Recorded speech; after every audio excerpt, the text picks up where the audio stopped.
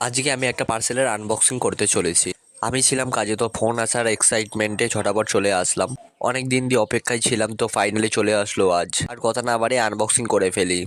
যে জিনিসটা আসার ছিল সেইটা হলো গিটার। প্যাকেজিংটা বেশ ভালোই ছিল, আর কভারের কোয়ালিটিটাও বেস্ট কোয়ালিটিরই ছিল। ভেতরে আরও একটা প্লাস্টিক দিয়ে জড়ানো, ঝটাপট খুলে ফেলি। খোলার পর ভেতরে দেখি আবার কাগজ দিয়ে র্যাপিং করা। আর হ্যাঁ, আমি কালারটা চয়েস করেছিলাম ম্যাট ব্ল্যাক। তো এই হচ্ছে গিটারের ফাইনাল লুক। আর দেখি পকেট চেনে কি আছে। ও, পিকও দিয়েছে সঙ্গে, বেশ ভালোই ছিল ডিজাইনটা। আর আমি লেফট হ্যান্ডেড বলে আমাকে অর্ডার করে বানাতে হয়েছিল। বেশ নিখুঁত আর পারফেক্ট ভাবে বানিয়েছিল। একটু বাজিয়ে শোনাই তোমাদের।